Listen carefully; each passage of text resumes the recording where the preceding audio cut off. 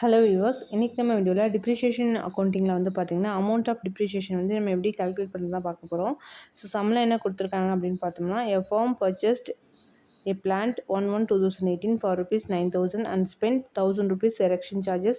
Calculate the amount of depreciation for the year 2018 at 15% per annum under written down value method. Accounts are closed 31st March அப்படின்னு கொடுத்துருக்காங்க.